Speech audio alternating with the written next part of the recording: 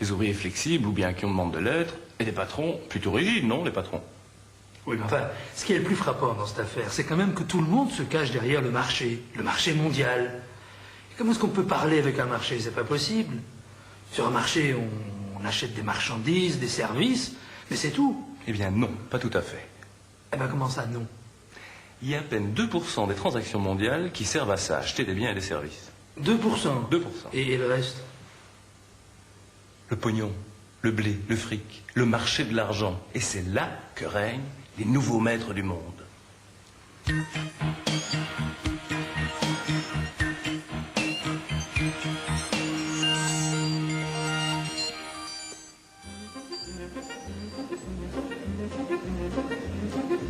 Les chances et le risque de la mondialisation.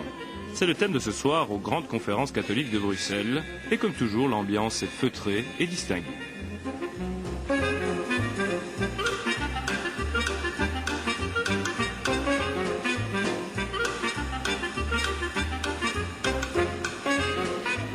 À la tribune, deux orateurs, Michel Candessu, le directeur général du Fonds monétaire international, et Philippe Maystadt, le ministre des Finances belge. Ils vont surtout parler d'une bulle. Le nouveau maître du monde n'a pas reçu d'invitation, et d'ailleurs on n'en parlera pas, et pourtant la bulle, c'est lui.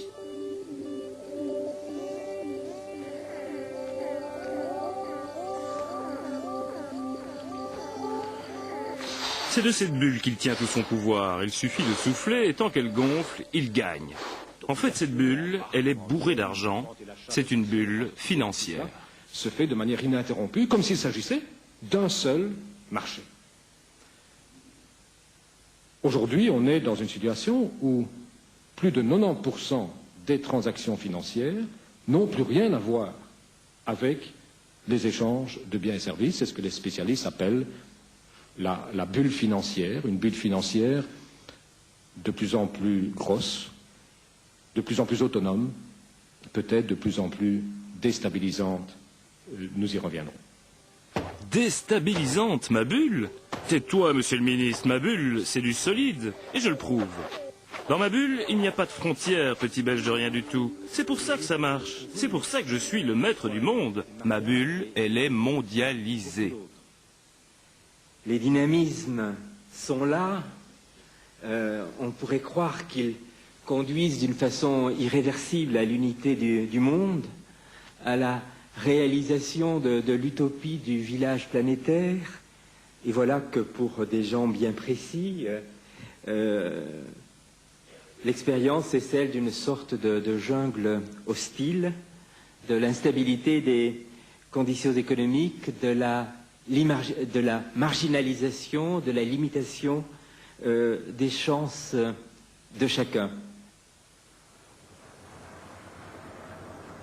Un fonds monétaire dans une conférence catholique, des marginalisés dans une jungle hostile, une économie mondialisée dans un village planétaire, un nouveau maître du monde dans une bulle financière. Qu'est-ce que ça signifie? Est-ce que cela veut dire que la politique ne gouverne plus le monde? C'est en tout cas la thèse défendue par Le Monde diplomatique, le mensuel du journal français Le Monde. Le Monde diplomatique vient de consacrer un numéro de son périodique Manière de voir au nouveau maître du monde. Alors Ignacio Ramonel, un titre choc. Alors est-ce que ça veut dire que le monde est en train de changer de main? Oui, je crois que maintenant, beaucoup de citoyens constatent qu'il y a eu un déplacement du pouvoir. Parce que des pressions extrêmement importantes s'exercent aujourd'hui sur les pouvoirs politiques qui ont des conséquences. Quelles sont ces pressions et qui sont les auteurs de ces pressions? C'est ce que nous appelons les nouveaux maîtres du monde.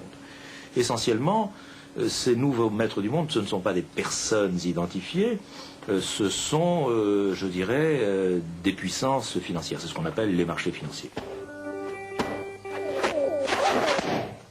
Le 29 octobre 1929, après des mois d'euphorie financière à Wall Street, New York, USA, les cours des actions s'effondrent, la bulle explose, c'est le crash. Partie des marchés financiers, la panique gagne toute l'économie. Petits porteurs ruinés, banques en faillite, usines fermées, des millions d'ouvriers en chômage se retrouvent dans la rue. La Grande Dépression s'étend à l'Europe et à l'Allemagne, elle mènera à la Deuxième Guerre mondiale. 1944, les Alliés signent les accords de Bretton Woods. Ils créent le système monétaire international. Le but, contrôler les marchés financiers, surveiller les bourses et désarmer les spéculateurs. Le dollar est la monnaie de référence, mais le dollar est convertible. Il peut se changer en or. L'or est le garant du système, les taux de change des monnaies sont fixes, il est quasi impossible de spéculer. L'or de Fort Knox donne à l'Occident une période de développement économique et social sans précédent. La bulle n'est plus qu'un mauvais souvenir.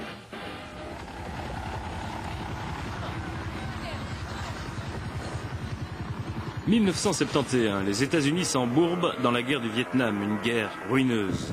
L'économie s'essouffle, les réserves d'or s'épuisent. Le président Nixon annonce brutalement la fin du système de Bretton Woods. Il a pris sa décision seul, il n'a consulté personne. I have directed Secretary Connally to suspend temporarily the convertibility of the dollar into gold. Sans l'or, le système monétaire international n'a plus de garant et les monnaies sont laissées à elles-mêmes. Dévaluation, hausse, baisse, les taux de change peuvent varier. Pour le plus grand profit des spéculateurs qui se réveillent et la bulle peut se mettre à gonfler.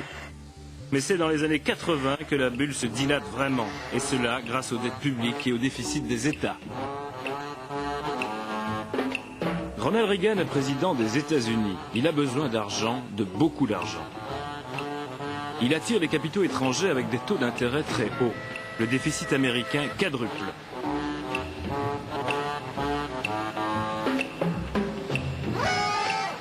Il faut financer le programme fétiche du président, la guerre des étoiles, et engraisser au passage l'industrie américaine de l'armement. Avec Reagan et sa guerre virtuelle, le monde entier entre dans l'ère de l'endettement. Ronald est copain comme cochon avec Maggie, Margaret Thatcher, la Britannique. Ils partagent le même souci, libéraliser le marché des capitaux en supprimant tous les contrôles, toutes les règles, toutes les surveillances nationales et internationales mises en place après la crise de 29 et à Bretton Woods.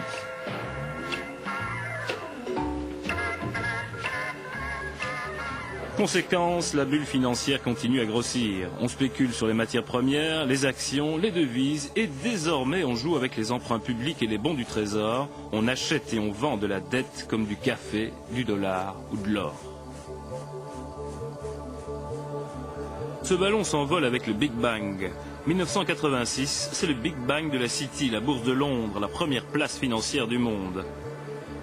L'accès à la bourse s'élargit, désormais tout le monde peut jouer, il suffit d'avoir de l'argent. Et grâce aux ordinateurs et aux satellites, toutes les bourses du monde se connectent entre elles en temps réel. La finance se globalise, la bulle enfle, elle devient mondiale.